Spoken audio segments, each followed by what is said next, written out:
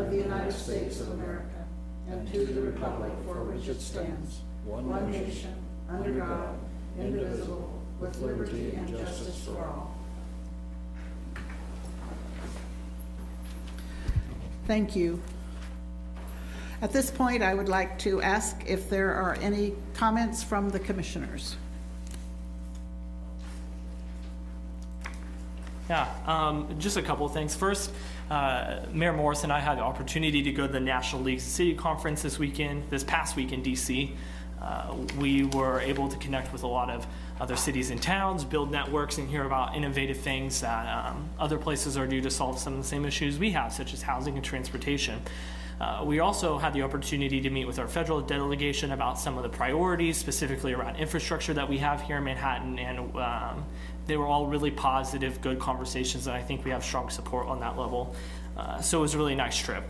The next thing that I wanted to bring to everybody's attention and just invite you all out to is there will be a March for Our Lives event happening in Manhattan, Kansas, this Saturday, the 24th at 2 to 4 p.m.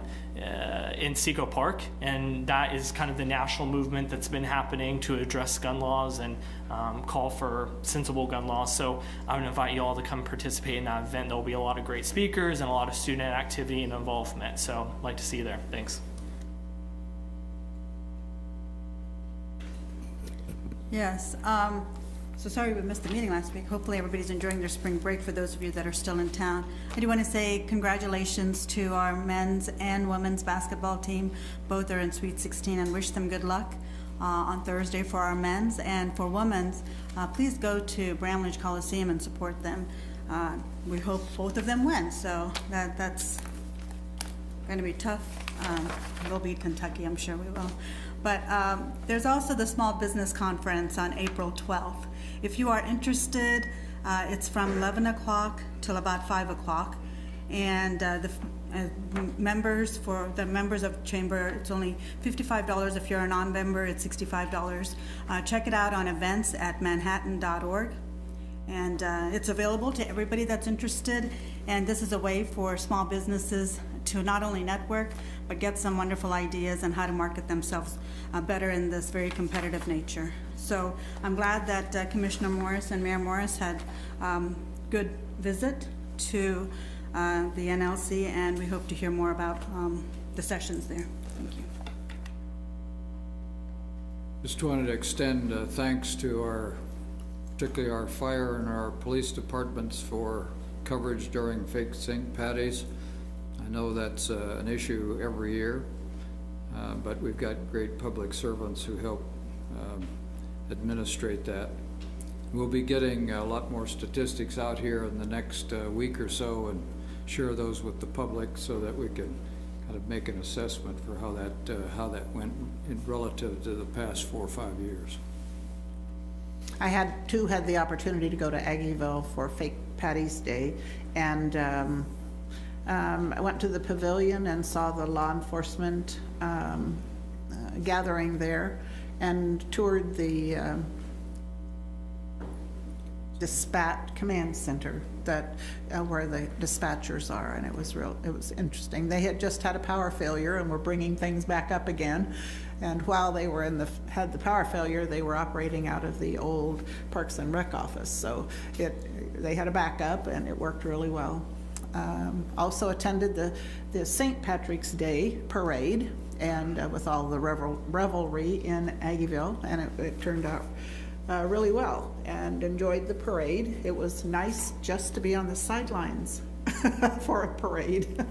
I'd like to extend congratulations to Lacey Pitts and Jordan Keel, who have been elected by the K-State student body for their leadership for the coming year, and they'll be taking office soon if they haven't already. I'm just not sure, but just to let you know that transition has taken place. There will be a fair housing seminar on Thursday, April 19th from 10 in the morning until 2 at the headquarters fire station. And that will include updates on zoning and subdivision regulations, building inspections, IDing criminal and drug-related activity, and the Kansas Landlord-Tenant Act. So For those of you who might be new to the community, or those of you who just want more information about how to make the housing in our community safer, this is the place for you, and it's free. You just need to register ahead of time.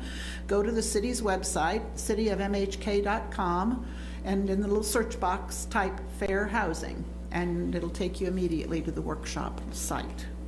Thank you, city, for doing that. There will be, on May the 16th, there will be a Flint Hills Regional Council Conference for the 7-county area. And it'll be held at the Manhattan Convention Center next to the Hilton. There will be individual registrations and booths. They're currently taking registrations for them, and it's open. The registration is open, and it's on the Manhattan Chamber of Commerce website. This is an opportunity for people in this region to get together. There's a Flint Hills Regional Council that doesn't get much visibility, and this is an opportunity to bring people together from all of those areas here in the middle of Kansas. And so only good things happen when we come bring people together. There's a magic. So with that, I'll move on to the consent agenda for this evening.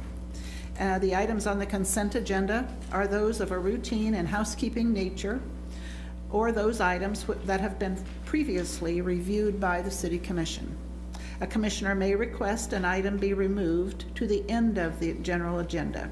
Does the commission have any questions or comments on any of the consent items?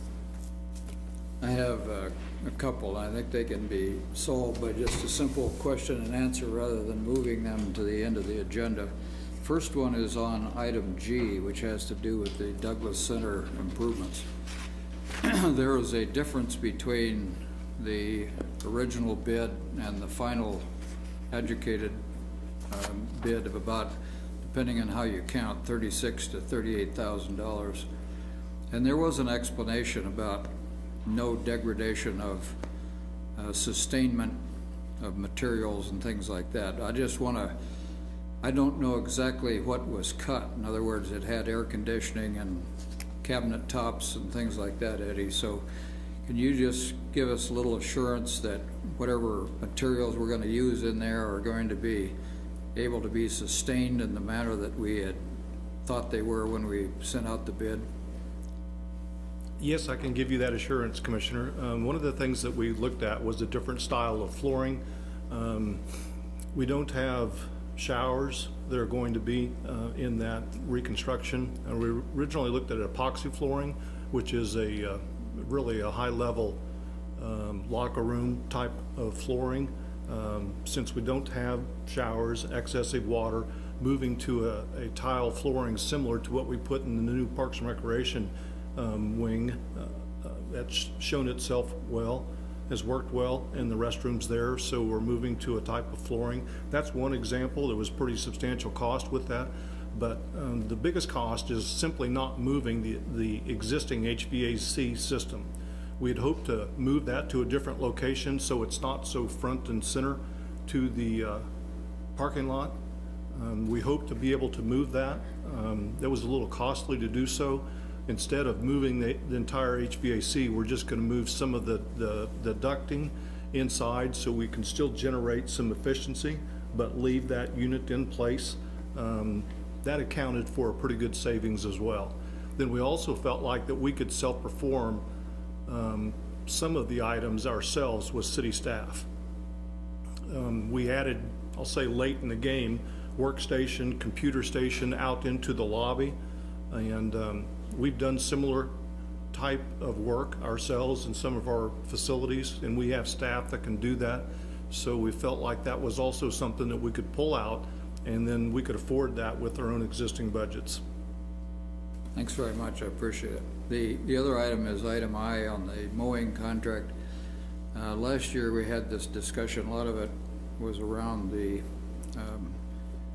failure of KDOT basically to police all of the land that they have ownership of around particularly Seth Childs and some other places, Tuttle Creek. When I looked at the piece parts of the mowing contract, there is one a couple on Seth Childs. One's at the intersection of Kimball and one's at the intersection of Anderson, for example. But they appear to be largely along the sidewalk. And you know, most of the difficulty comes on those on and off ramps between the ramp and the highway itself, where it's, you get 2 or 3, 4 feet of, I'm not sure what it is, it's grass and weeds, but is there any way to supplement KDOT? If they're only gonna do it twice a year, you know, after it gets terrible, then they cut it down, but is there any way to supplement that by having those companies do a brush hog cut maybe a couple times as well? We mow along those intersections that you speak of predominantly for the reason that we maintain the sidewalks as well. And so that's why we mow on both sides of that sidewalk currently. We've mowed that for many years. It's a little different style of mowing than what you're speaking of, where it is that gravel, rock, and, you know, I'll say a little more in rougher vegetation. Certainly, we could ask the contract mower to give us a price for that, a potential change order, and we could evaluate it from that perspective. I certainly want to be careful with KDOT mowing areas because there are a lot. I know that our contract mower, they typically use the same type of mowing equipment, smaller than what we use, substantially smaller than what KDOT uses. You know, they mow, I'll say, finer turf areas. So they would have to really comment on what their capabilities were in regards to those areas as well. But it's certainly a question we can ask of them. Yeah, I'd like to see that, because I mean, the reality is that KDOT's not doing it. So we can hope, but that's not happening. So I'd just like to know the approximate costs that we'd have to endure just for the thoroughfares. You know, we don't have to police up everything, but the ones where we see it and our visitors see it are important. We can certainly chase a quote from them and give it some evaluation. Are there other questions about the consent agenda? All right, seeing none from the commission, I would inquire if there are public comments. Does anyone wish to speak to an issue that's on the consent agenda? Okay, with that, I will close the public comment period and ask if there is a motion from the commission. I move we accept the consent agenda. Second. Thank you. Motion and a second to approve the consent agenda. City Clerk Gary Fees? Mayor Morse, Yes. Commissioner Dodson, Yes. Commissioner Reddy, Yes. Commissioner Butler, Yes. Commissioner McGee. Yes. Motion carries 5-0. Okay, we're zooming right along. So the first item on the general agenda is with regard to pet licensing. And this is a discussion item, we won't be voting, but it is Kyle Mangus, Assistant City Manager, will be giving us a presentation. Thanks, Mayor, Commissioners. Excuse me, I have a cold, but anyway, wanted to talk about a little bit more. We had one discussion back in November with commissioners prior. We have a new commissioner with us, Commissioner McKee. So kind of a rehash just real quick. Back then, a majority of the commissioners really wanted to explore about possibly increasing pet licensing fees and increasing compliance. And how could vets help with that process? What might that process look like? So a little bit of the numbers just running through real quick. Since we had end of year 2017 since then, we sold 2,307 pet licenses, around 20,000 in revenue. It's about what we've averaged over the last 5 years or so. There was a K-State grad student study that had worked through Parks and Rec with our Parks and Rec director, Eddie, and worked with the animal shelter to estimate that we have around a 9% compliance rate based on that study. So as you can see, we're not super high. There were some communities around us that were a little higher, and then you can get all the way to super high down in Wichita because they have requirements about working with vets on compliance.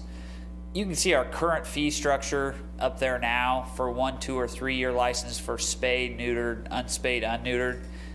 You can see we're kind of in the, and we'll get a little bit more into those fees a little bit later on, but basically $6 for a 1-year license if you have a spade, or that would be if you have a 1-year rabies vaccination, you get a 1-year license. So your rabies vaccination ties into to your license year.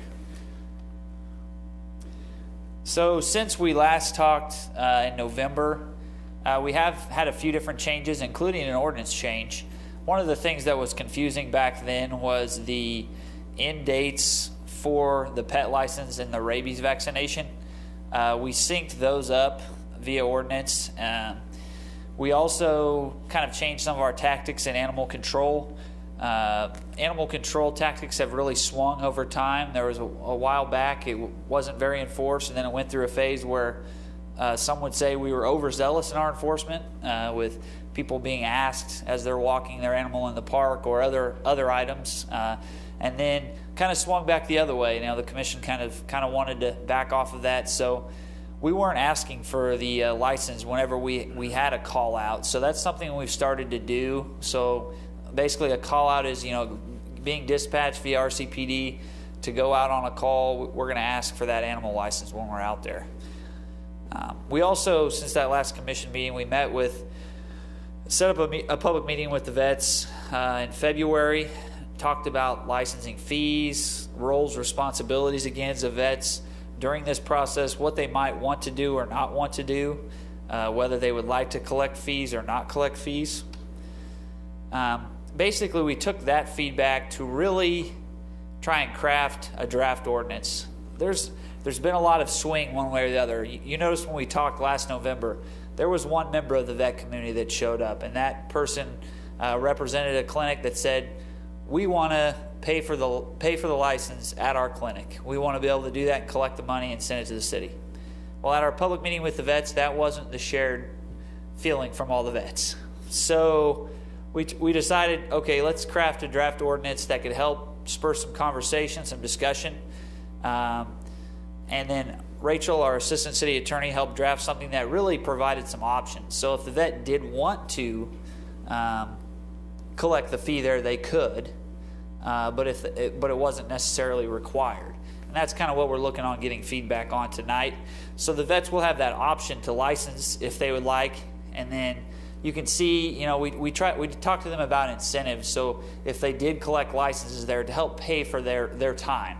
So if they helped pay for license the animal at their clinic, did the administrative paperwork, sent it to us, they would keep a certain dollar amount. $4 was thrown out there. You can see in this draft ordinance today, that's kind of what we kept it at.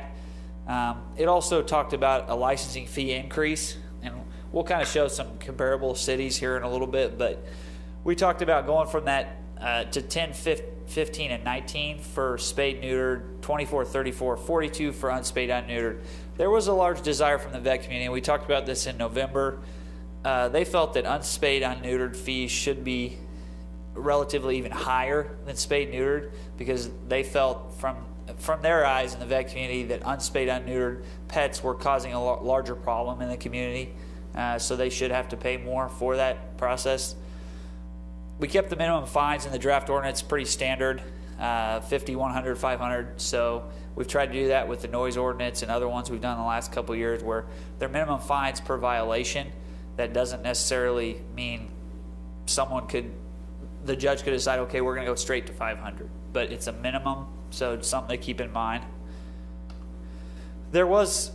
So getting back on just the draft, and when we talked to the vets a little bit, there was some concern about collecting money. There wasn't a desire from all of them, as I've stated. There was some that wanted to do that. So the process really would, in the draft ordinance, talks about, okay, I have an animal, I need to go get a rabies vaccination. So I go to the vet, I get my rabies vaccination, fill out my paperwork there. Many of the vets have our animal license paperwork there, and they give it to that person. Typically, whether that person actually comes to the city and gets a pet license or not, that's where we feel everything's dropping off right now. So we could have the vets just provide us all the animal information that get rabies vaccinations there for them, or if they would like collect that fee. as a citizen, for me, convenience-wise, there might be some who would find that convenient to go to the vet to pay for that. But there's also some vets that felt we have to charge for our services and then adding on to our own bill. They didn't like the persona that came along with that. There was also some worry about bottom line, about how much they charge on their books or not. So we do have some vets here that might be able to comment a little bit more on that point. So you could see some comparable cities on here that we just kind of put up there. Topeka, Lenexa, and Salina. Just the 1 year cost. Remember, we were 6 and 11, 8, 12. So we're a little bit low right now. If we go to 10, we'd kind of be in the middle. You can see some are even a little bit higher. Olathe tends to be on the higher end for a 1, 2, or 3. And they're quite high on unspayed and unneutered. So one of the things that came out of this, that when we were talking to the vets and the commission last time, was animal shelter and, you know, the desire to increase compliance, to help increase revenue and increase safety. So I wanted to put up this slide, just animal shelter budget 2018 and our revenues and what our revenues are made up of. Of that, about 20,000, as said, was licenses. A chunk of that was services and sales at the shelter itself, and then a portion of that is really, you know, our county contracts. Riley County pays us some money to help with that. So I kind of already went over the process a little bit. Is there any questions on the process itself, on what that might look like? So where it drops off now, when that person goes and gets their rabies vaccination, and then they do not in turn come to the city and get a license. So the vet gives us if the vet decides, okay, I'm going to collect their information and send it to the city, and we would have, in the ordinance we talk about, they would have a certain date, they would send us their monthly, we would do it monthly, they would send us their information. Well, then it would be on the city, we would have to send out a notice to this person to say, you didn't come and get your pet license, you got your rabies vaccination, please come and comply. We'd also put in like probably a self-addressed envelope, so they wouldn't have to physically come down to City Hall. They could just, because we'd already have their rabies information. So they would be able to send us their money or come to City Hall and pay, or eventually pay online is the hope, as we're in the shifting software right now in Parks and Recreation. At the end of the day, if they don't comply, and this is kind of where we're looking for feedback from the commission, are we going to go cite those people? So right now, we're really not doing that. I mean, we're having 9% compliance. We're not going out and citing a lot of people for not coming down and getting their pet license. So some of the things I'd like to get feedback on today, and as we hear from the vets as well, what does the commission ultimately want to require? We tried to craft this draft ordinance in a way that gave the vet the option, but at the end of the day, they still do have to provide the information to the city. And then does the commission really want to go to the point of giving citations to those who don't get their pet license after getting rabies shots? How far with enforcement do we want to go? And then what are the thoughts about fees and fee levels? If we get some of that comments today, then we can try and modify something based upon that direction and bring back. Yes. I have a couple questions. Sure. On the citations, so if somebody's animal got a rabies shot and they didn't get a license, that's when we would issue a citation. Would there be like any warning there in the middle? So one of the things that I've talked to Rachel about in our court is is there ways to possibly give them a citation and then have them come down, and that be if they go get their license and bring it down, like not having insurance. So if you go down and prove you have it, could we waive that type of thing? And I think there's ways we could work through that. We'd have to work with municipal court a little bit on it, but is there a way to say, ultimately we just want them to get licensed. We're not trying to fine them a bunch of money. We're just trying to make sure that we have their information and they're licensed. So I think there's a way we could probably, and we could send them a warning letter. I mean, that would essentially be what that letter is. We would give them a certain time frame to say, you know, you got your rabies shot on this date, you know, please come in and get your pet license by this date. So we'd have to set kind of a date, before we would go out and try and do some type of. I just want to make sure that we don't come in with too of a heavy hand, because I do like warning letter. I think part of the reason why we have an issue with compliance is because people just flat out don't know that they need to license their pet. Don't disagree. I did not know that I needed to license my dog until Sure. she escaped out of my house one day and had to go pick her up from the animal shelter. And then they said, "Hey, do you have a license?" And I was like, "No, I did not." And I was running for city commission at the time, and I didn't know that. Yeah. So, like, if I didn't know, then Yeah. like the average pet owner probably isn't going to know. So, just some type of letter that goes Sure. out after would be I think would probably drastically increase the level of compliance to begin with. The other question that I had in terms of fees is, do we offer, or could we think about any sort of, I don't know a better way to clarify it other than like bulk discounts? I'm thinking like the rescues here in town that have multitudes of animals. We would hope that the ordinance says those animals would need to be licensed too, correct? Correct. I think probably, and Eddie, you might be able to answer this a little better, but the number one licensor we have of animals is our animal shelter, because we require animals that go through there to get a license. When What they're- about like those nonprofits, like, I don't know, Purple Paws? So those would Like the be Humane more of Society? a provider of a facility, so that they're a temporary housing structure, which our ordinance probably doesn't really cover currently, as far as, I mean, there'd be more of a kennel, and we Okay. maybe require the kennel to be licensed and Okay. have some kind of I mean, amount. yeah, if they're not covered by the ordinance, then But they're not personal pets that would require Okay. to be licensed if they're Okay. a transitional animal. I just wanted to make sure if they were covered by the ordinance and we were raising fees, we thought about.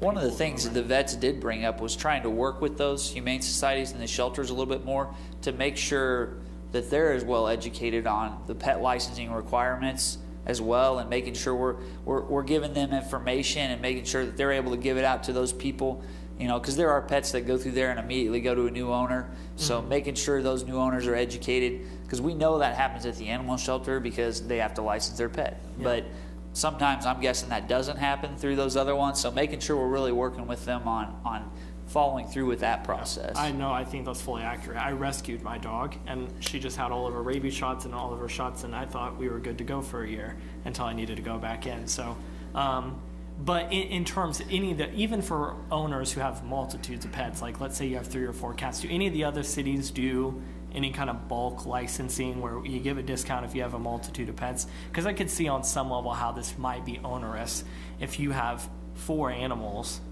and you're paying, $44 a year to license your pets on top of all the vet bills Sure. that you already have. Not that I'm aware of. Okay. Not that I'm aware of.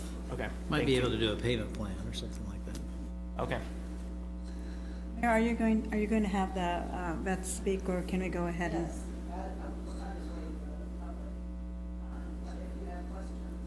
For him, okay.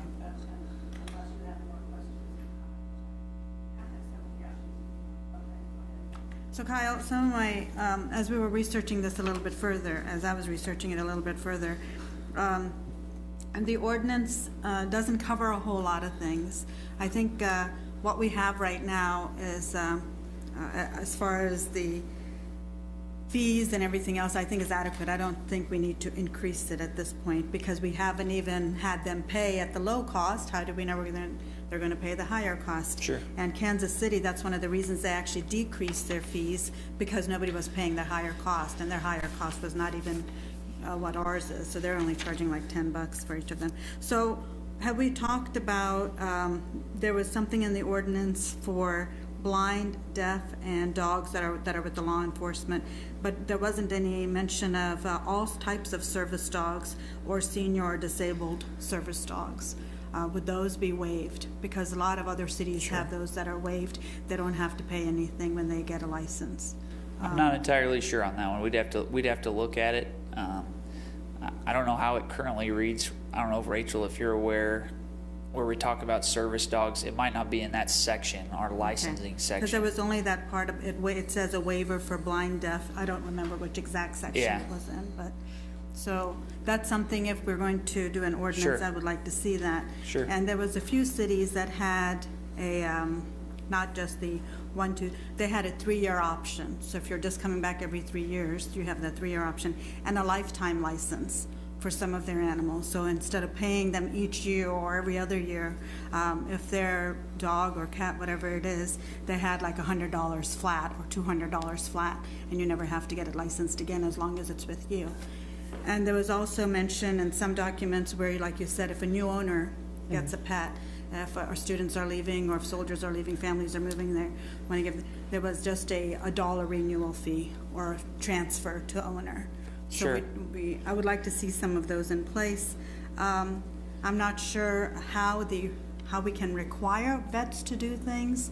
I don't know what the state statute is for requiring vets to turn in rabies information and some of the other information that we want to gather. I think for the non-compliance fees on this are a bit high. I know we're just following regular policy that we have for everything else with $50, $100, and $500, but there's a lot of families that are in poverty or below that poverty line that have animals, and it's difficult to pay this. When I looked at several of the other ordinances in other cities, they actually had it broken down to where the school districts go with a free and reduced lunch. So they had it broken down to if you're in between this and this and this, how that might look, because there's a lot of families, like I said, that have pets that, first of all, probably may not even be going to the vet, but I don't even know how much that costs. I don't want to stop people from, I don't want them to feel penalized, but I do want them to know exactly why we're having a license. That it's not just so it's not a revenue source per se, it's for the animal shelter, which takes care of plenty of animals, and it's also if their pet gets lost, for us to be able to return it to them. So I think we need to be clear about why we have this ordinance. Let me see. I had several things written down. I think while you're looking, one thing, I think we can look at a lot of those options, Commissioner. One thing we probably wouldn't do, the lifetime fee, because the license is based on the rabies vaccination. There isn't a lifetime rabies vaccination, so we couldn't really do a lifetime Okay. license. Well, that was my next question. Yeah. So we only limited this to dogs and cats, Correct. no other animals, not reptiles, not ferrets, not anything else then? Correct. Okay. Yeah. So I'm sure the animal shelter sees more than just dogs and cats. They do. So those are licensed in other cities, so we don't need a license for those? Majority are, at least from what we've seen research-wise, majority are not licensed in other cities. Majority are dogs and cats. Some just do dogs, some don't do cats. We have seen that in some places, but majority, as far as exotic animals, some of those that you're talking about, I'm not aware of a lot that do exotic animal, like as far as like turtles, snakes, those types of things, but there might be some out there. We can certainly look and see what there might be. I wanna see what We that- see a lot of, that's a big thing that Eddie and the animal shelter has talked about is after K-State starts, we do get an influx of certain things they realize they can't have in the dorms or can't take care of, so it ends up at the animal shelter. Yeah. But- And I wonder how much staff training it takes to take care of a variety of different animals. That's why I'm Sure. asking about that. Dogs and cats are pretty normal in a sense, but some of these other ones are not, and I don't know what kind of training our staff is required. And that's what this money is going to go for, is for the animal shelter. So those are some of my thoughts on this. Yeah, where to start? I think we ought to have kind of mid-range fees, and I think we ought to issue citations. We have 9% compliance. I have no idea what the compliance rate is for rabies. So in other words, if it's 100%, then it is 9%. If it's 50%, then it's 4.5% of all of our animals. The other thing is, when you look at the revenue versus expense of the animal shelter, we've got almost a $1 difference. So where do those animals come from that we're caring for? Nobody knows unless they have a license tag. So that means that people who have pets are essentially causing the rest of us to have to pay for them, because we're not euthanizing, right away at least. Second, if you have a pet, most of us in this room know how much pet food costs. So the cost of a license pales in comparison with the annual food cost for that pet. So I don't have much sympathy for the cost element. I would like to know what the city's ordinance, what kind of power the ordinance has over veterinarians. Do you have that information? I mean, can we compel them to gather this and pay the city if we wish? So what currently what power No. we? If we wish to pass an ordinance that Correct. compel them, can we do it? Yes, we can. If we wish to pass an ordinance that compelled them to send the registration information to us, can we do it? I think you said yes on that already. Yes. A good example of that, the city of Wichita requires vets in the city of Wichita to license the animal on everyone, and then send it to them. There was one we talked to, and then we talked to Kansas Well, Veterinary it Board. sounds like the veterinaries are already making a cultural judgment on the disparity between those neutered and spayed pets versus the non-neutered, non-spayed pets. So the same judgment could be made on how the city is compensated and whether or not a pet could be licensed, should be licensed. It's just hard for me to imagine. I've lived in a lot of places, and I am amazed if somebody doesn't know they're supposed to license a pet. So you got my 2 comments on those questions you asked. A neighbor told me that at Fort Riley, any animals on the post had to be red licensed, I guess. And, but I don't know what the requirements are there for fines and do they have their own shelter or do they use ours or Junction City? I'm they not don't- sure. They have their own, They have their own. or they Okay. contract. They were don't gonna have a contract, but shelter, They do renewed they? their contract license, I think. Okay, all right. At least it would be helpful to know what they're doing, just Sure. generally, so that we kind of can sync up. I do think that 9% compliance is just lack of attention. I mean, people are going to avoid registering and paying a fee anytime they can, and there's no checkup on them to ever follow up. So I think if we're going to do this, that we need to gain compliance to a much higher extent. I also know that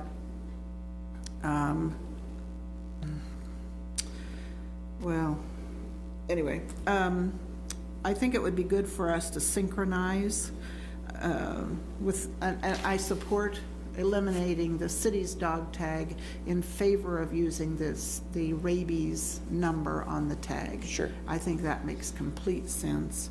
And those renewal dates. You know, this for me has to do with safety, and we can hearken back to Buck, the dog of a year ago, where we had near hysteria, I think, in some cases. But the idea is that we have to keep our citizens safe. 9% compliance, we're not doing a very good job of that, quote, safety function of licensing. I also have thought about the veterinarians that set up shop outside the city limits. So the Kanza is the one that comes to mind, Sure. and it's over east on 24 somewhere. So I suppose, you know, and they have Manhattan addresses also. So I don't know how to resolve that, and maybe as you look through this more, you might try to come up with some way to pick through that.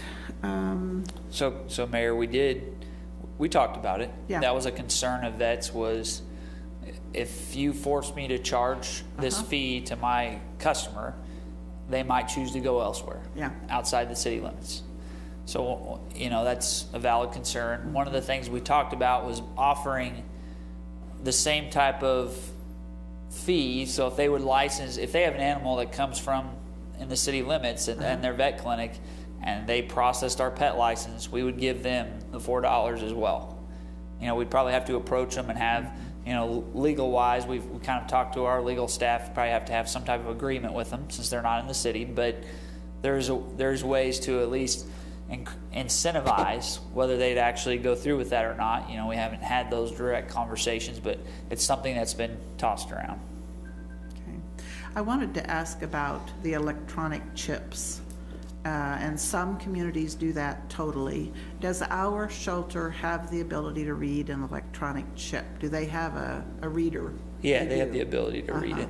And do you happen to know what the cost is at a veterinarian for To get a chip? to get a chip? Is it prohibitive, 60 or? I don't know. Our vets might Yeah, hear, might I'll be know. asking them. Okay. And the other question I would have about them is the ability, whether you have the ability, does the chip contain information that would be really helpful to our community, so that if you got a chip implanted in your animal in New York, and you were transferred here, and you you set up your dog here, when our animal control people read it, does it say New York or something, or is it just, can it be read from community to community? And so, oh, this must be a new dog, as opposed to, you know, a dog that we've seen at the shelter for 5 times when they've been picked up, but there is no license, I suppose. I do support, I want something in place here. And if we have to compel the veterinarians to cooperate, but 9% is what happens when nobody pays attention to this situation. So, and I do think there have to be citations. People elect not to pay the fee in the beginning. And if we never charge a fine, there just has to be some accountability.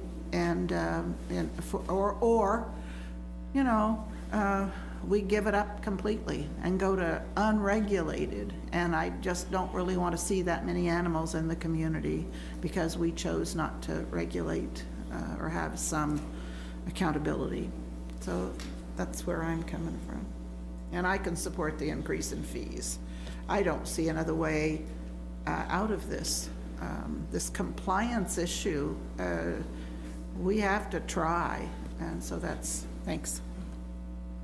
And of course, I've been championing this for a bit, looking at it, and of course, my concern, the statistics prove the point. You know, that you passed an ordinance years ago that basically said for public safety, we need to vaccinate our animals, yet only 9% are on the record. Now, hopefully more actually get the rabies. And then the second thing is the budget end of it, where the animal control folks do a lot more than just chase cats and dogs down. You know, they take care of raccoons and else, and of course it affects the mill levy. So those are the two reasons that make sense, you know, on that. And you know, I understand the conflict on the vet, so I would support, you know, putting that option in there. You know, if you want to, you know, have the pet owner pay for the license at your place of business, fine. If you don't wish to, then send it to the city and we'll chase them down. Because there's no sense, you know, making this more difficult than it needs to be. I mean, it would be easier to just say, you know, the vets are going to collect it. And then I think the $4 fee made sense to me because that's what the private companies like Pet Data, you know, charged. And so that seems to be an industry standard, which, you know, maybe is, you know, more generous than it should be. On the citations, you know, I agree with Jared that we probably don't want to hammer somebody because they're 3 weeks late picking up the tag because they were on vacation for a $50 fine and drag them into municipal court. So, you know, if there was some way to get that letter out to say, okay, you need to pay this within, you know, 30 days, or you have to show up at municipal court and pay a bigger fee. The other thing is, I know this $50, $100, $500 is the standard, you know, fine for violating various ordinances in the city. And I'm not so sure I really want to see somebody get hammered for $500 because they messed up a pet license. And so I don't know if that can be adjusted. because that can maybe go too So far. so Commissioner, that's a minimum as far as first, second, and third. So if somebody ignored it 3 times, the minimum was 500. So it could be minimum 50. When we originally talked about this was a couple of years ago, we started trying to look at minimums a little more because we were getting a lot of $5 tickets and stuff like that. So we looked more at minimums. We can adjust. We certainly can adjust those, but keep in mind that it's first violation, second violation, third violation. Type And of I thing. think if we build in that so that, they got a chance to come pay it, first, like Sure. you say, like not having your car insurance, you show the court and you're off the hook. You don't have to pay the fine if you didn't have the card, in there. I did have a question on, we have limits on the number of people that can live in a house. Are there limits on the number of pets? I believe so. I'm not entirely sure on Okay, that. see, I So don't it's know not, either, It's in but- that section. It's not in the. There is a limit on the number, and that is within that ordinance as well. And if they're beyond a certain amount, or if they're a breeder, they have to have a separate state of Kansas license. Okay, because I did get an email, one person was concerned, like if they had multiple pets, could there be a varied fee? So like if I'm registering 4, I don't pay a flat fee for each one, I get a group rate, sort of like we do on swim passes. there's a fee, But then though. again, I didn't want to suggest that without knowing, if you're not allowed to have 10 cats, then, you don't put that in the ordinance, but that's something to think about, because it could make a difference, I think, on the costs on that. And of course, if you can get this electronic, so much the better, as you've already said. I really don't have a problem with, as Commissioner Reddy mentioned, if you got service dogs, out there, to just say, Yeah, we can okay, look we at that. waive that because you got a medical reason, for having it. I don't think we should try to expand this to anything beyond cats and dogs, because exotic animals, you can't make a logic. I don't think a snake can get rabies. And the whole logic of, doing this, the reptiles can't get that, so why would we want to license that? That's just out of control. And I know, I go down the shelter and there's chickens in there and all kinds of different things at different times during the year. And I just don't think we have a problem with that right now. We don't have lots of chickens running around, so we just leave that alone and focus on what we have. And I think, the staff's done a good job of trying to narrow this down, because it's a tough one. I've got a lot of emails on it, people getting excited about it, but I think if you put it all in perspective, we just have to do that. I'm all for raising, based on what the vets have told me, that consensus basically for the non-neutered animals, which create the problem, that we probably need to raise that. For the regular ones, I think a small increase is in order to cover those admin costs, go from $6 to $10. And as Commissioner Dotson said, I agree, if you pay for the pet food, you're paying a lot more than that. I've got 2 cats, and I know what it costs to feed them. So I don't see a problem with that. And then this will increase, I guess, some of the staff time for the vets that sell the license would be preferable as far as staff time. But those that choose not to and take that option, you're going to end up picking up some more workload. And what I would like to see is, like, after we have this in place for 6 months, a year, is let's look at the data and see if it's working. If it's not working, then it's another one of those cases where we got to relook, because there has to be a follow-through. And it's got to achieve the intent, which is to increase the license percentage from, higher than 9% and increase the revenue.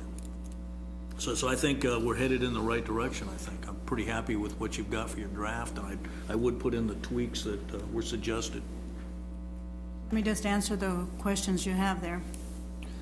Number one, I'm not sure what required means. I don't know what that looks like. I don't know what enforcement looks like. I don't know what the word require means for vets. For bullet number 2, I think giving warnings at the beginning, maybe 1 or 2 warnings and then a citation. There are many things that I've been late on hundreds of times. I've never been meeting the deadline for every little thing that I've ever had. And usually there's maybe a $5 or a certain percentage or a certain increment per month that I'm late on something. So I'd rather have it like that for the citations instead of the 50, 100, and 500. I think there are some people who might be late because of a variety of reasons, but I think I've seen it done better by other entities, and I don't think we're doing it the right way. I'm not for increasing licensing fees. when I looked at what Kansas City did, that was in 2012, I think was the data they had. They only had 6% licensed pets. And of course, they're a bigger region than we are. I don't know where they're at now, but they decreased their fees because they felt the objective was to have more people get their pets licensed. And so I want to see, I'm going to look into that and see if they've had a bit better return on that ordinance that they enacted at that time. I don't think, if we're not doing well with what we have as our current licensing fees, I don't know how we're going to do better just because we increased them. I think it's with our enforcement. How you enforce your current fees, you may still be able to do rather well if we're enforcing it appropriately. So it comes back to just enforcing it. And I don't want to put all the onus on our vets. It's a city thing, and I think vets are a part of this process, but it's not their thing. It's us. If a lot of pet owners are coming in and getting their rabies shots and everything else, and they don't want to get their license, I'm not sure I want it to be where they're the ones who are responsible for it. We need to be responsible if the pet owners are doing everything else except getting that license. So. Just add a couple of things. I mean, the state laws and the federal laws do require rabies shots. So the society does place certain onus on people and on veterinaries to achieve that end for safety. The other thing, when we get a software program set up, you will be able to send, just like they do from the county on your semi-annual payments, they'll be able to send you a reminder that says, in May, on the 15th, your license is due on your cat. So we may not be able to do it now, but the software system can take care of a lot of ills. So, and the other one that you didn't put on this slide, that you had on another slide and I'd written down but forgot to say it, is when we've done this on other ordinances, we've placed the staff at some risk by not backing them when they enforce the ordinance. So in this regard, if somebody has a pet running loose and it's picked up, then the enforcement is get a license or you don't get the pet. And to think that when they walk into the veterinary's office, that only 9% are registering the pet or licensing the pet just seems extraordinary. So we do have an enforcement problem. I can't think of another way to administer this unless you go house to house. We're not doing that. So the only place that the nexus is either in the veterinary's office or in the shelter.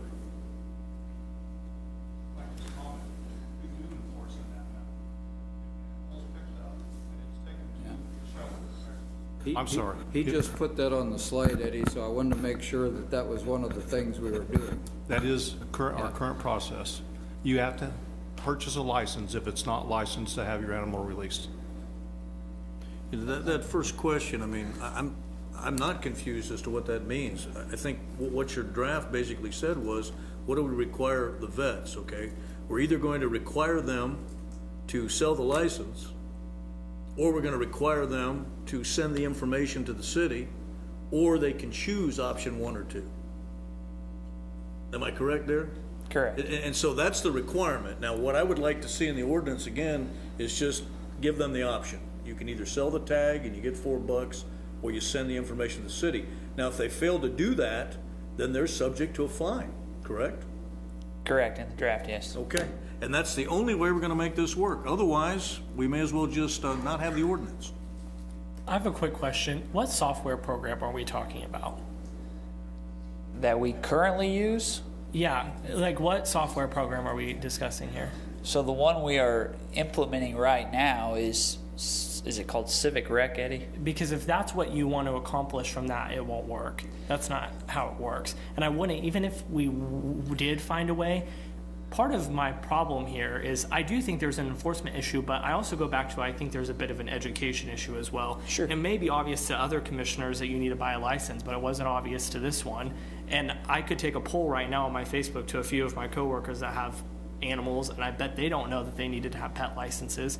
So I don't particularly want to see, if we allow the option for the vets to opt out of this and we kind of put the onerous on the citizen, I don't want them to have to know that they need to look for the pet license sign up next to the sign up for co-rec volleyball. And I don't think, Commissioner, what would happen is, at the bottom line, if they were to provide us the information, we would give a certain time frame. So you got your pet, you went and got your rabies vaccination on January 10th. They would send us that data the beginning of the month in February for their month of January. So we saw that, Joe somebody got their rabies vaccination, but they didn't come in, and it's February 10th, a month later. So we'd send them a letter that says, you got your rabies vaccination, come get your pet license, you have give them another buffer there, like you talked about. Don't be like, hey, you're going to hammer you right away, give them 30 days, 45 days, Which whatever that is. I think is totally fine and reasonable. Yeah. I just don't want us to sit up here and assume that 91% of our citizens are running around avoiding the law, because I think part of it is not a majority of those people probably don't know that there is a law in place. No, I agree. I just want to make sure that, we come in easy, let them know like, hey, if you don't do this, you're going to get a fine, but just lead in easy. There's an enforcement issue, but there's also an education that needs to happen too. And then making it, we could do it a license online right now. Sure. We could do it right now. I don't particularly want to see it built in with the recreation software program. I think it creates extra steps for the user and be hard, but that can be an offline conversation. Sure. I think the intent there, whether it's licensing or not, was the ability to pay sometimes. So that's something we lack right now with pet license. You just can't pay online. So. As far as I'm concerned, you could have the same database, but they could be partitioned somehow so that they're not together, they don't show together. Well, if there are no more questions, I think we have some public that are interested in visiting also. This would be the time to come forward. Let us know who you are and where you live. I've gotten to know Kyle very, very well this morning. I'm John Lyons. I own the Kenwood Veterinary Clinic in town. I've been a veterinarian here in town for 30-plus years, and I started in 1975 at Kansas State University, the veterinary school. So I've gone through a lot of the issues that we've had here. I sat down at my 5-minute lunch today and jotted some things down, but I think I'd really like to address some of the questions that you brought up. And Kyle and I have gone around with this a couple times. I have confidentiality rules just like physicians do and everyone else on the federal level and the state level. And for you to ask me to give those up, I've contacted our state association, the national association. They're completely behind me that you do not have the right to demand that I give up my client list. I can't call your dentist and ask any information from you. And Kyle and I have gone around this a couple times. The key to it is in an emergency or a health crisis, and both the national and the state say that emergency crisis or health crisis is a dog bites a child, the animal warden has a right to call me and say, is this dog vaccinated? To just pass a law to make it so that Manhattan has the ability to require me that is not qualified for that. The national organization says that. There's actually the Kansas Veterinary Practice Act, Statute 4788, says that they do not have the ability. I was part of the state committee. I believe it was in 1981. We approached the state senate and had that passed. I was one of the ones that wrote the original bill. The Kansas Board of Veterinary Examiners, they're our main governing board. Checking with our CEO of that, and he contacted our lawyers and said that, I'll read his quote here, it's a quote, contradiction for veterinarians to be required to do that. That I'm being held, if you find me for not releasing that, I can lose my license for releasing that. And Kyle and I've had that discussion before, and he says that, yes, they can. I think it all comes down to the definition of, the health issue of it. If I release information, the client has the right to sue me. Your doctor, if he releases information on you you have the right to sue them, he or she, for releasing that information, and I have the exact same standards to uphold. So that doesn't go well with me at all. I think, you know, our disagreement is a friendly one, but that's a very, very basic thing that the lawyers at our state association says you cannot make me do that. They will not make an, see if I can read their little quote here. They will not give an official legal opinion until a court action case is presented before them, and at that time they're willing to support me. And I have not approached them. I do not want a lawsuit. I've never been in a lawsuit. I hope I can die an old man in that way. But they're willing, they're very much sure that that does not hold true. You know, so that's one thing. Some other issues that were brought up, the 9% compliance. I don't, Kyle's group presented information from the American Veterinary Medical Association that a Manhattan-sized town should have 25,000 pets. At best, only 40% of animals get seen by a veterinarian. So the 25,000 that you're looking at, the actual numbers that we ever see is way, way lower than that. And it varies from community to community, economic, demographics and everything like that. So the 25,000 pets that are in Manhattan, and I don't doubt that, I've read that type of study also, but we don't see all those. So the 9% compliance rate, I had my office manager pull up after our last meeting with Kyle, and the amount of money the city sends back to me, $1 per client that our clients register, we account for almost 60% of the dollar amount that Kyle said that the city comes out, or that they pay out to the veterinarians. It's a real easy way that I can tell what compliance my clients are giving. So we're at 60%, and that means some other clinics are really falling short of that. On the bottom of every invoice, I have a little code, and a couple of the other clinics in town do, that this is the city statute about that you are told that you have to, your veterinarian does that also. So I think we do a good job of that, but if I account for almost half or over half of the people that are registered in the city of Manhattan, and I don't have that large of a clinic, there's some other people that, and I think they're the fringe ones, the out of the county ones, and out of the state ones, or out of the city ones, that don't follow that at all. What other issues? Again, there's such a, for you to, my clients that come and get vaccinated, the 40%, 50% that do not get registered, for you to come after them, it's like preaching to the choir, because they've gotten vaccinated. I think every pet should be registered. I think every pet should be vaccinated. So we're in total compliant agreement with that. But for you to come after my clients that are doing a good job because you have their name, that doesn't make sense to me. You know, because they choose not to register their pet, you know, you should be going after the people that don't even vaccinate their dogs, that never see a veterinarian. Places to do that, and Kyle again and I talked on this, that go to the dog park, go to the pet shops, the local groomers and everything. They have complete lists of their clients. They have no ethics or legal responsibility to not share that information. You know, do you want to do that? Probably not. But I also feel like we're being a group that's being picked on because we're somebody there, we're brick and mortar, that it's an easy mark. I remember Kyle mentioned this a number of years ago when the commission had decided to crack down on the dog people in town, and there was such a flurry. Some of my friends who were on the commission at that time, after about 6 months of the HART Act, they got out of it. They didn't have fun doing that. I don't think the veterinarians in town can be the ones that solve the problems.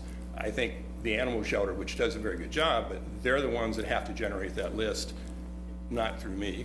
Kyle, what else have you and I talked about that we've disagreed on, friendly disagreed on? Yeah. One of the quick notes I made was someone had a question about the microchips. Those are just identification numbers. The owner has to update that information. If you move from Washington, D.C. to Kansas, they have to update it. Otherwise, and anyone that has a scanner, and I think most of the veterinary clinics in town have scanners, the animal wardens do, the animal shelter does. Most of those are provided by the company if you provide chips and everything, but if the owner doesn't update that information to their current address or phone number, it's a lot better now with cell phones because you can move across the country and keep your same cell phone number. but you have to give the information. It's up to the client to update that. And as far as information, it's an identification number only. There are chips now that are developed that will actually, they have GPS systems on them, and it's like the chips they have for people now that have medical history and everything. They're available. I don't have anyone that has one. There's a question about cost, and that's a wide range. There's some companies that offer microchips for maybe $20, but then they have a $30 annual renewing fee. So, and the animal shelter has used those sometimes, and some of the Purple Paws and groups like that. The companies will give them to them free, so they offer these free microchipping clinics, but then you have every year the client has to pay $10, $20, $30 to renew their membership. The company that I use charges $42, and it's a lifetime membership. So as long as you update your information, you're not charged. So, and there are some that are more expensive than that. I use the ISO compliant. We have so many soldiers and people that travel abroad, so I use the ISO compliant ones so they can go overseas to Europe, wherever with that. Not all the microchips will allow you to do that. I had a nice long prepared statement. I think I'm better just answer on. What kind of questions can I answer? Is there anything that I can clear up? I think your comment on the groomers and the dog parks may have some merit. We'll just have to look into that, but that would take at least some of the onus off of the veterinaries. Yes, yeah, and that's... I do have a question, though, and when you said you'd gone to the Senate and written legislation for a state statute, you know, I understand a doctor-patient. In other words, the information that could be given out would be shared among people and could be passed to an employer, an insurance agent. That's why those safeguards are in place. I'm trying to figure out, I mean, pets don't talk to each other. But their clients do, or their owners do. But, I mean, from your standpoint, when you wrote the statute, I'm trying to figure out what it is you're trying to protect. I had just moved back from Kansas. I spent 3 years in Illinois, and they were having real problems with professionals selling names lists to telemarketers, whatever. And part of it was provided that we're not allowed to share any information. That's wrong to start with. You shouldn't need a professional be told not to do that. The biggest thing was just so that we couldn't be made to do things that are ethically against what we want to do. But I mean, ethically, sharing the health of the pet. That's not, Kyle and I've had this discussion too, is I know that some of the commission, and it's been expressed this evening, want the money generated, and others are, simply after the vaccination and the health, and they're intertwined. You can't, if you increase the vaccination registration, you're going to increase the money with it. But I guess I'm losing my train of thought on that one. Ask again. Yeah, I'm trying to figure out the ethical problem with releasing health data on the pet. In other words, what the city is trying to do is control the pets, because all of those pets that are unlicensed are running around and finally become a burden on the shelter, and then there's a decision that has to be made about how long you keep them in the shelter, how you adopt them out, or how you euthanize them in the end. It's a very difficult thing to do in our culture today. So, I mean, we're essentially trying to find a solution to control that problem. Correct.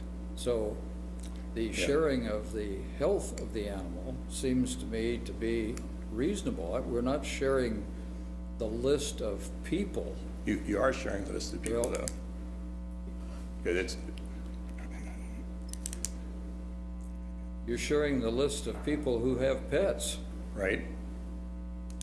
We're not sharing patient data. I'm not allowed, if someone walks in my office, and your doctor is not either, to say, does Jim Brown come to your office? I don't have to follow the same privacy acts that humans do, but you're not even allowed to ask your physician's not allowed to tell you if Jim Brown comes to his office. Right. Because everything like that's supposed to be, and what privacy does that matter? Well, I mean, because people can talk to each other, can talk to employers. That's the point I'm trying to make. And pets don't talk to each other. The humans do. So I'm trying to figure out the ethical issue of releasing pet owners to the city. Kyle, tell me, shoot me wrong. I think one of the concerns early on that we talked about, Dr. Lyons, was they send the city information, and when that becomes a public record, and someone makes a public record request to create a client list. I did talk to legal, and Rachel, you can correct me, but we can redact certain pieces of information, and that could be something that we could take out as the client's name when we send it out. So we did look at that, but that was something that we had brought up last time we met, Dr. Lyons, but before that we had talked about concern about someone trying to go out and take their clients to another clinic. Yeah. Okay, thanks, I appreciate it. So I have a similar question about confidentiality, and that's why I wasn't sure what required looks. So when children get vaccinations, that's confidential. When they enroll in school, they need to meet some certain criteria. But sometimes there's lots of children these days that don't get vaccinations, and that's very private information also. Right. And without going into philosophical discussions about immunizations and vaccinations, they are out there, and that's also a safety issue. Right. And many of them have said the same thing. I don't need to tell you if my child is vaccinated or not. That's not your business. So I don't know how, if this is around the same, because a lot of pets are considered family for them. To some people, yes. Yeah, so they just, protect them at all costs. So I don't know if that's something, that's the perspective, similar perspective on this, and I don't know how other cities do it. I don't know what the required looks like in other cities. And one of the cities we've talked about a lot is Wichita, and talking to classmates and professional friends in Wichita, most of them don't comply because they don't feel it's right to share that information either. And there's no, I don't know if Wichita has a penalty associated with it or not, if they don't follow through or not, but most of them, a lot of them choose not to comply. But you already said that, the city sends you $1 for all of your clients that get a rabies shot that come here, right? So we already have a list of part of your clients. No, you have a list of those clients that choose to do Right, I know, that. but we know what some of them are, so that's why I just don't see the ethical issue, because we're not asking, did you clean the cat's teeth?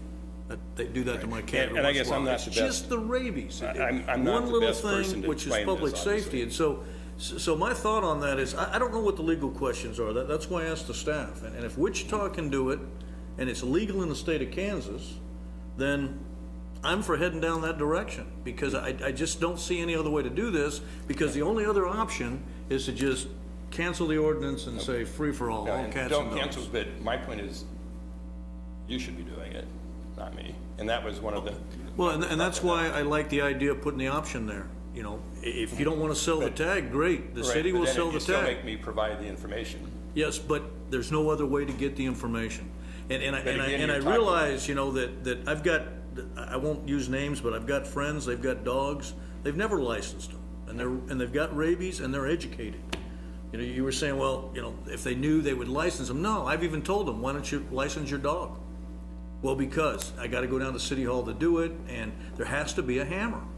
And so there's got to be a balance, and I just don't see a problem. I think like what Kyle said, I could see the concern that somebody would do a Freedom of Information Act, want to get that, so we should redact it. So all they get is my cat's name, Fat Cat, or whatever it happens to be, and they can't make any use of that to market or send me nonsense on my cell phone. They shouldn't get my phone number, because I've got, my cats are in the system here. But I could see that being a problem if somebody did that. So we need to put all the precautions we can in place to prevent, getting on a telemarketing list.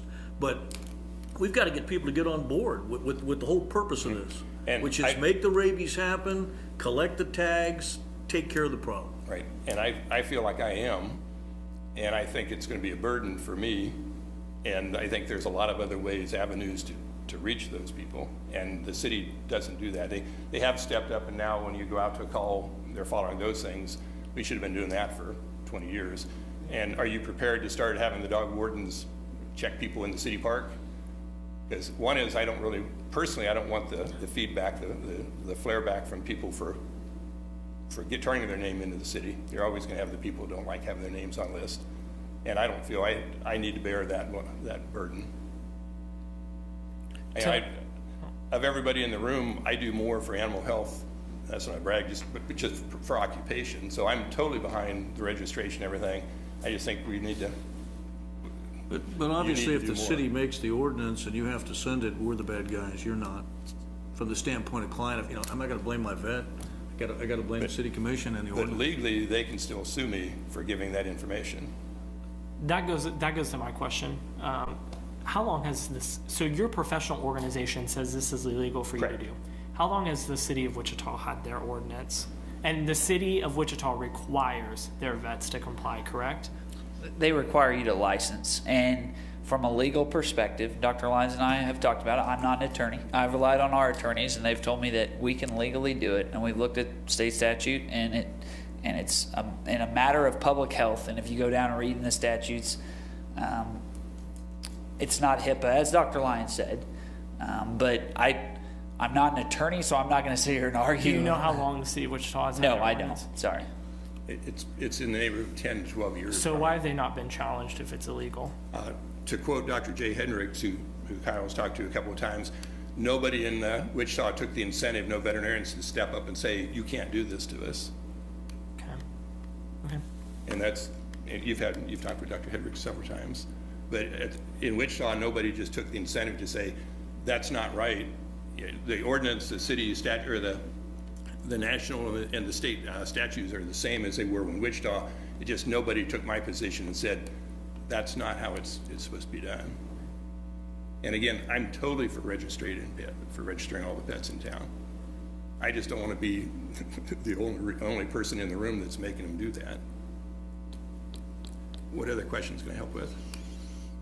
I think we've had a robust discussion. Okay, Thank you very much, Dr. Lyons. You're good. Thank you very much. Okay. Are there other questions or discussion? Does the staff have enough information? I would like to know,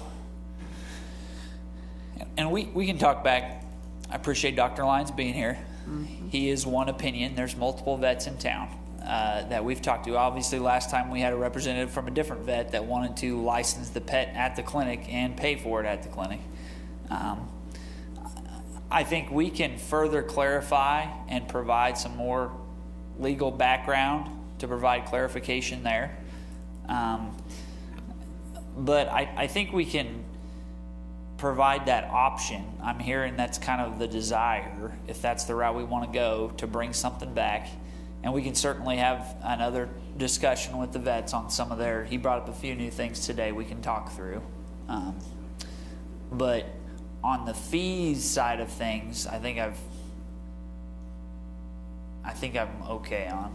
So yeah, I think we're good. Where did you hear us land on the fees? Slight increase. Slight increase on neutered, but willing to go higher On on non-neutered. And I think Dr. Lyons mentioned an element we really didn't discuss, is there even a higher fee if you haven't got vaccinated? So you're not only not licensed, you're not vaccinated. So, which is really a good a point. bigger problem. And so should there even be a higher fee for that? Correct. How would you know that they're not vaccinated? When they finally brought it in. Well, you would have to require the owner of the animal to produce the records. So you pick up You're gonna the get the fine But what unless I'm you saying produce is records that. They've never showed up to a vet, because he said, only 40% go to a vet. You'd only find How do that you- out yeah. when you So capture the dog. person would be responsible for the fine unless they could prove through that they've gone to a clinic or some humane society thing in another community and has a record to show that they've been vaccinated. or a rabies tag from some other city for that dog. Yeah, the question that she asked was, how do you find out that it has not been vaccinated? So if we The pick, only ways you find out is if you capture the animal. Then they get it anyway. And, well, what the issue was when you captured it is without a tag or without a vaccination, then should there be a third tier of pricing? assuming that the owner is going to come and get it. Correct. And I think that it probably makes sense not to mess with that right now, because as Usha said, if I have a cat and he's running around on Windsong and animal control picks him up, which they've done on occasion, all right, and then I know that, okay, that guy wasn't vaccinated, and if I go to get him, I'm gonna get hit with a $100 fine, he's staying in your shelter. So that's a disincentive, you know, and I've had my cats picked up because they wandered down to the ag building and the animal control's got them because people have called and they didn't have their collars on, and then I go down there and show them the stuff and they give me the animal back, you know. But if he didn't have a license, I'd have to pay for it. And if I couldn't prove he had a rabies shot, they'd give the rabies shot there. So I've dealt with all of that, so I think that's working effectively. My question about the license fee, is the increase purely to cover the administrative costs that we would pay the vet? Because if we're gonna allow an opt-out option, I don't particularly wanna see the fees increase. And so if we're gonna allow an opt-out option in the ordinance, I'd like to know how many vets would comply and want to participate in that, because if it's only a handful of vets, then there's no need for us to increase the amount of licensing fees the fee for the actual license. Okay. You know, that's a good point, but there's a way you could handle that too. You could say if you get it at the vet, it costs this much. If you come to City Hall, it's $3 cheaper. Well, I don't know, that may can't, complicate it, Yeah. but I mean, you know, I'd like to just have it simple, but, you know, the opt-out gives a little bit more leeway to the vets that have heartburn with this concept. And that's why I like that. It'd be simpler just to say we're gonna do it one way. But, you know, this way it might be, you know, a little bit more palatable to people that object to it. I don't see why we can't accommodate that. But I think, you know, Commissioner Dodson's point, you're paying more than that $4 to feed that cat for a week, so it's not a big deal to me. I think it is, we are getting more boarding and daycare options for animals too.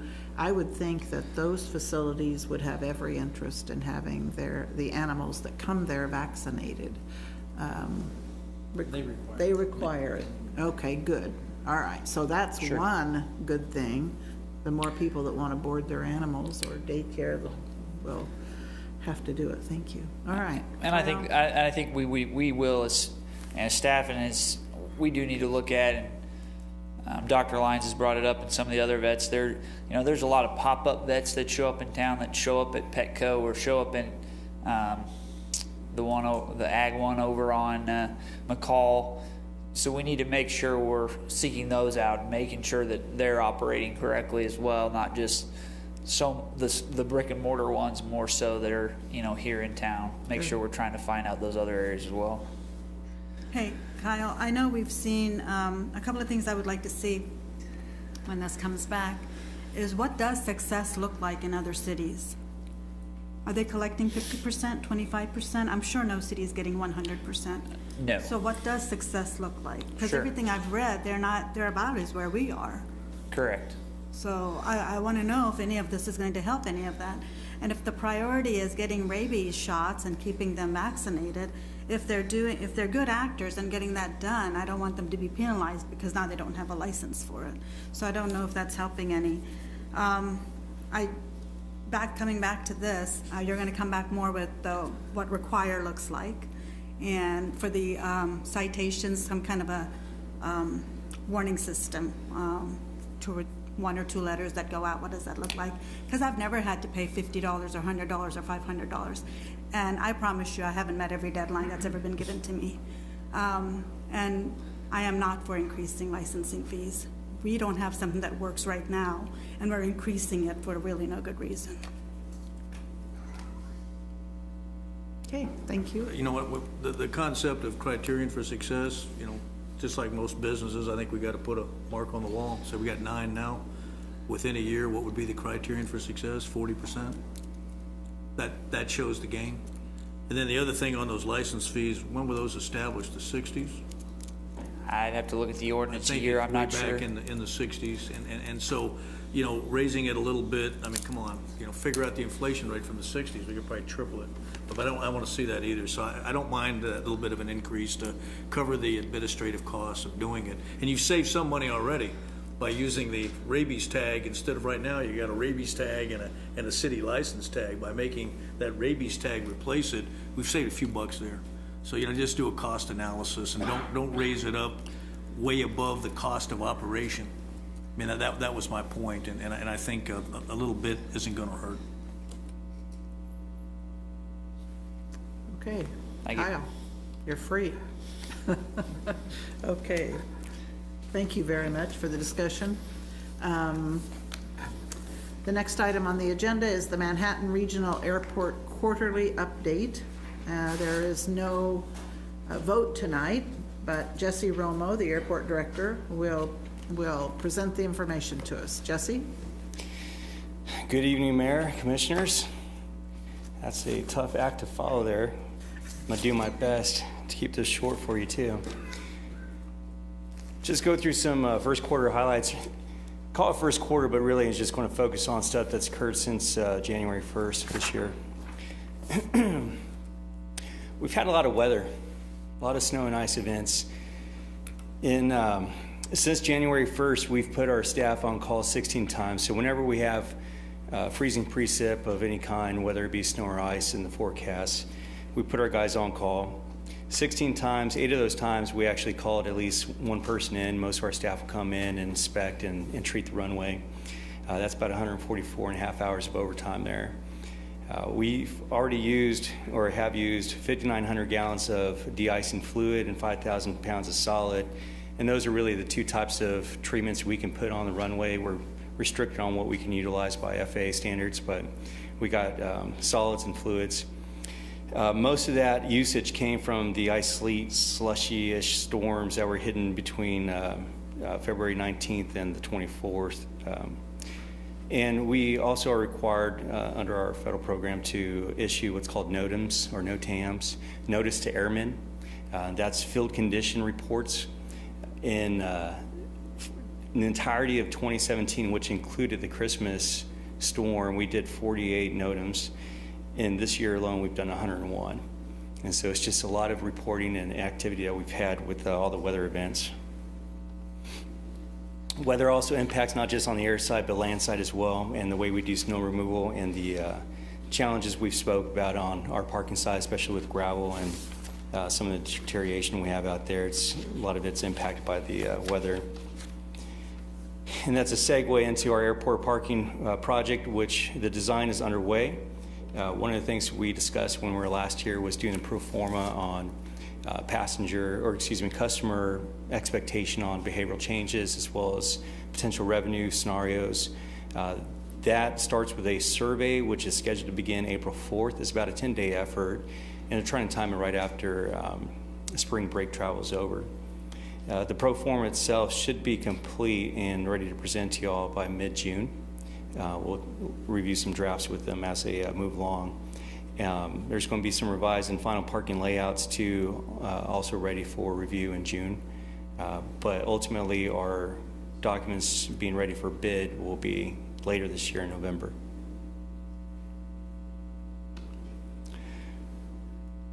We have issued a notice to proceed on the pylon sign. The sign is currently under construction. They're even out there Saturday pouring footings, and so they're moving along on that. The TSA terminal office space, this was the space originally dedicated for food service in the terminal, which we discussed at length. When we didn't get any responses to food service, we decided to try and convert it to an office space and lease it to TSA, or relocate them from the Armory, which is a couple miles to the other side of the airfield. TSA did a review and have asked for some changes, kind of categorized in two different ways. One is floor plan layouts, interior walls, the way they're going to design their offices and place kitchenette. The other set of requirements that they've had is security related. Those are all driven by new TSA requirements, internal requirements that they have. So they've made statements to us that they expect to reimburse the city on security-related expenses. So we're going through a process right now and trying to identify what those costs and changes will be to the project, and we'll be able to bring that to you as soon as we can settle those things. GSA will also be involved in reviewing, doing an internal fee estimate on the costs of the changes, and so there's just a lot more government reviews when you have multiple agencies you're working with. But we expect all those things to kind of be rolled up, and I'll be able to present to you on that hopefully shortly. Jesse, with regard to the TSA requiring, it says interior walls and kitchenette can be absorbed. Does that mean We expect that a lot of those things are going to be relatively low cost. We expected some changes in floor plan layouts, and so when we bid the project, we kind of had just a general Yeah, right. office space. Generic. Yeah, so they asked for a couple different spaces where they wanted like a privacy room where they can do a lactation station and other things there, and that requires a little bit more studying and some drywall. So, and they asked for the break room to be located and put a little sink there, which we're calling the kitchenette, but it's all right. because that area was that plumbed isn't already. a very big space. So It's not. Okay. So the spaces they're requesting isn't So very we large. would be putting in the kitchenette facility and building an interior wall for this privacy room. It wouldn't be open. Yeah. Right, right. And, but like I said, these are requests that they've made, so we're okay. trying to flesh out what those costs are, and so we haven't made final decisions on them. So I just those are things wondered that if you could were be rolled putting into in the the project. kitchenette or taking out the kitchenette. Putting in. Okay, thanks. They've requested some cabinetry and a sink. Okay. So, still on this slide, so required means it has to be, and you said they're going to pay some of it, they're going to fund some of it, or is it all on us as we look at the next, this year's budget? So these were two different business units within TSA that were reviewing this stuff. So the first bullet point is just one, like I said, it's pretty basic layout stuff. The second was much more extensive with security requirements that requires a lot more electrical runs, dedicated conduits, where they're going to do some, security-related upgrades that are their own internal requirements. Because we anticipate those to be much more costly, during the course of discussion, TSA said, we understand that, and we have money set aside in our budget, knowing that these are our own new requirements, that we should reimburse you for those. And so TSA doesn't actually do that whole process. GSA does it on their behalf. And so it's just this dance we have to do with the agencies. So am I hearing you say it's a funded mandate of sorts? It should be. It should be. As opposed And, to and again, right now, non-funded? it's a request. So we're going to run the costs on what those requests are. Then we're going to send it back to GSA. They're going to review it themselves, not only for cost, but for compliance internally between the federal agencies. And then we can come back and say, okay, this is what we've agreed upon. And if GSA approves of TSA's request, they could issue us a notice to proceed with a letter for reimbursement on those expenses. So we kind of expect those requirements to be reimbursed by TSA. But it's early in the game on how this is all shaken out. Will you be coming back with that information? I expect to be coming back with all that information, yes. Because I wouldn't be a fan of paying for this after we had the debate on the kitchen and everything. And this kind of brings into question whether or not the current place that they're housed has those kind of amenities. Which they do not, and we brought that to their attention, which is why they have so far stated that they would want to reimburse us for those things. Good. Along those lines, we did put a new agreement in place. We had that agreement with TSA that had expired at the end of the calendar year. We had a short-term agreement that held us over. We passed a new agreement with them, so we got a new 10-year lease. So once this space is finalized and a relocation is done, an amendment will be brought forth that adjusts the square footage, which it's pretty nominal, I think, increase in square footage that they use.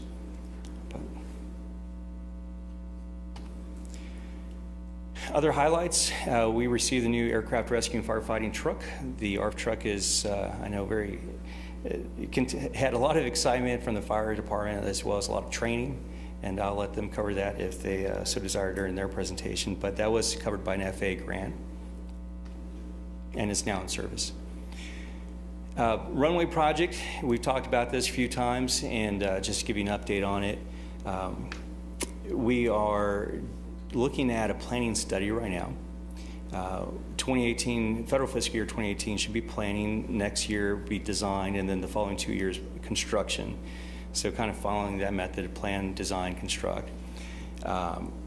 The planning study was something that we had shifted from originally doing a preliminary engineering report, and it was just kind of a categorical grant issue, administrative from the FAA, that it called it a planning study instead. Part of that, trying to negotiate out the scope between not just the consultants but with the FAA to satisfy their requirements. We're running into challenges on the data that we have, historical data on the runway. The last time the runway received a major project was in 1979. And so not all of the information, historic information, is there for the geotech side. A lot of the geotech study, you know, when you're doing boring and taking core samples of the base materials, that is usually part of the design effort, but we're trying to roll that into the planning study. And so we're negotiating that out with the FAA and the consultant right now. So once that's all done, that's another thing that I'll be bringing forward, which will be a planning agreement as well as an FAA grant agreement to go with that project. During that planning study too, I'll just mention, that is when all the evaluations are done for alternative phasing. And so that had been a question before on the runway. Could you just elaborate on the breakdown between the two phases? Because it says the planning study will include an evaluation of the planning options. But then the last two are construction phase 1 and construction phase 2. What are you going to do in phase 1 and what are you going to do in phase 2? That hasn't been determined yet, but the main driver of why it's in two phases is the enormity of the scope and as well as the cost. And so the FAA won't have enough money in 1 year to fund the project, so it'll have to be split into two. So you were just being vague on purpose, huh? I don't have any detail yet. That's why we'll do the planning study, and then That's fair. once Thank you. design shakes out, then we'll actually Okay, have an thanks. actual plan. Moving on into air service. In 2017, we had our best year ever in employments. In January and February of this year, we have our numbers in, and we're up 7% versus last year. So we're staying on a positive trend as far as employments are concerned. This question has been raised a few times, and this is a slide we shared, which was from 2015 data. This is now based on 2017. Our air service consultant is currently updating the passenger demand study. And this is preliminary information, so we don't have a full report yet, but we wanted to share with you what we had. In 2017, the primary catchment area population was about 200,000, which we've been pretty consistent right around there. And the use of the airport is 25%. That's our retainage of people using our airport. 67% of people are still using Kansas City, and 8% of our catchment area travels down to Wichita. 50% of all of our passengers in our catchment area come from the city of Manhattan. But you can't tell about the Topeka area, it's on the map, or Salina. Oh, we don't pull from them. Okay. From their city limits. So you can see from the shading, Right. slightly there, you can see from the shading that the deeper red colors is the higher numbers, and as it fades to the white, as you get more to the western edge of Topeka and the eastern edge of Salina, you see kind of dissipates out. And this right there on the left-hand side of that slide is the list of communities that are using the airport and the number of passengers per community. Jesse, can you leave it there for just a second? Sure. Can you just explain to me what the percentages mean? You said percentage airport use. So if you just look at Manhattan, does that mean 65% of our population go to Kansas City? That's correct. Okay, and 30% of our population use it from the Manhattan. Where is the 249,000 passengers? So those could be repeated passengers then, right? I mean, it's not per your population. Right, it's not per person, it's per trip. Okay, it's for the entire thing. Okay.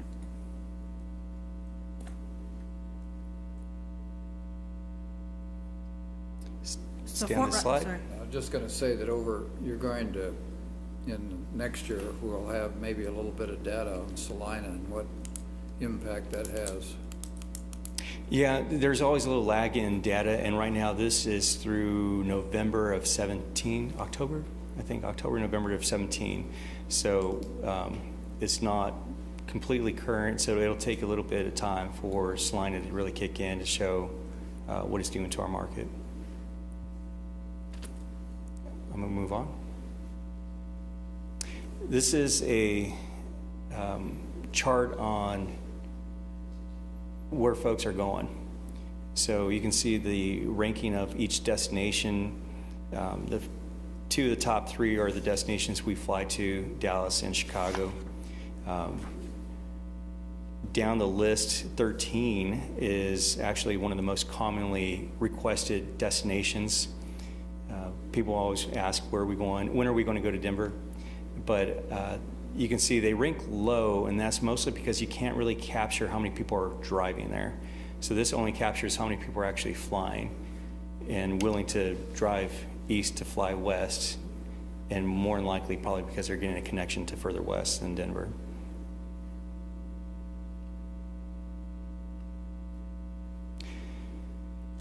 And there's common questions or concerns, comments made about ticket prices, and you can see that Manhattan is a little bit more expensive than both Wichita and Kansas City, and the year-end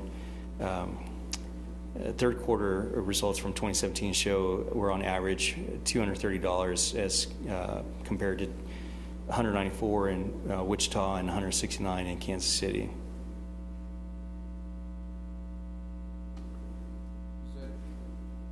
Is that comparable to American, or does it include Southwest, or how's that comparison done? Those are averaged fares. Average, So it's, all airlines? yeah. So all the discount airlines are in there? Yeah, which is why in, was it in 2014 there, when Allegiant Yeah. was in Manhattan, it drove down the fare price at, in our market.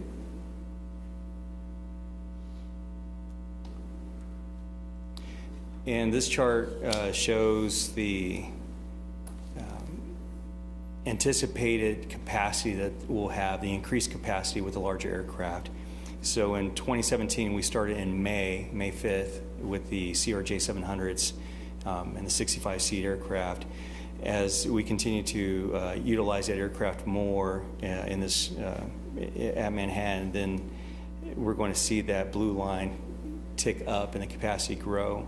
The red line there is the number of enplanements or the passengers, and that has also ticked up, but there remains a gap, which is causing that load factor percentage, which is the percentage of butts and seats, to dip a little bit there.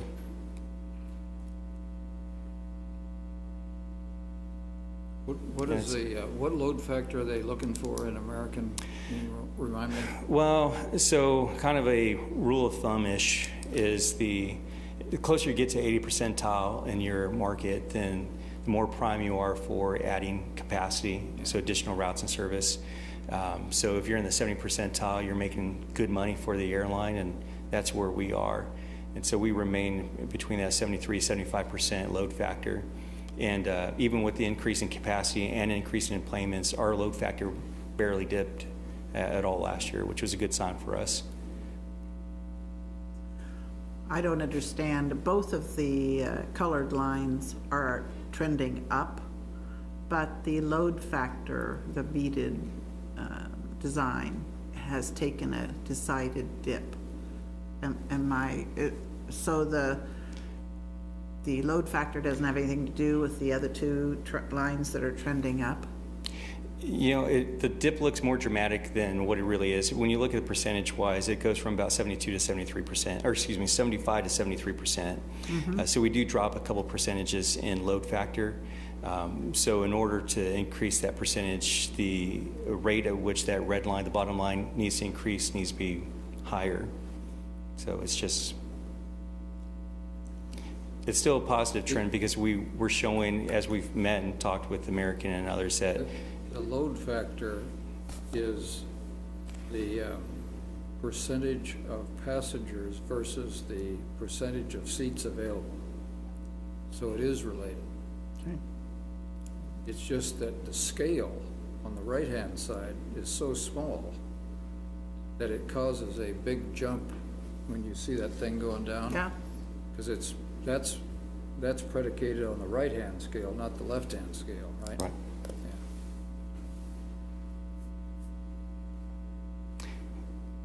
And that's all I have prepared. I'm happy to answer any questions you may have. Yeah, I thank you for the information. I'm glad you're doing this report for us. It gives us a heads up on what we have to look forward to in the next few months without surprises. But one thing I constantly hear, and I know you probably don't have much control over this, but if you can explain to the public about why flights get canceled and why ours are always delayed from either Chicago or Dallas. That's a constant that I hear, and it's very negative towards us because those that are experiencing that, it only takes, once they've forgiven, the second time it happens, they go to Kansas City. And I know several that have done that. So if you can just explain Americans' perspective on this and why it is like that. I don't know how well I can explain Americans' perspective, but I don't have data to show, but I know that we've had these discussions quite a bit with our station manager, and she showed us where we rank with comparison to other regional airports our size nationwide. And we have pretty good levels of reliability and service and on time and lost baggage, all the measurements that they have for their performance, we rank pretty high. And I know they've won a couple awards in the last couple of years for things that they do. As far as why flights get delayed or canceled, that's just, there's so many different variables that are involved, and some are weather related. That's one of the challenges we have of having 2 flights stay to Chicago in winter time. Chicago has a lot of weather, and so you can get a lot of delays and ripples into the system. Through Dallas, it's thunderstorms. But it's also network issues, so it may be an aircraft issue, mechanical. It could be an issue from another airport, and they're waiting for the connection, the turn through Dallas. So I'll tell you, 99.9% of the time, it's nothing related to anything we can control at Manhattan. Is it, I've heard, and this might be rumor, that if American feels we don't have enough passengers on a certain flight, that they cancel it or do something different. Is there a certain percentage that they want to have, otherwise they cancel it? Is there any truth to that rumor? I can't say that there is, and you hear that rumor too with other airlines. And I'll tell you just, as a personal story, my parents flew in recently on Southwest, and connecting in one of their flights, they only had 35 people on the plane, and they told them then that they could cancel the flight. So that's just something you commonly hear by the airline. I think it's their prerogative, but we really haven't seen that, or at least I haven't in the last 3 years of lack of people flying. We've actually have done a pretty good job of keeping planes full.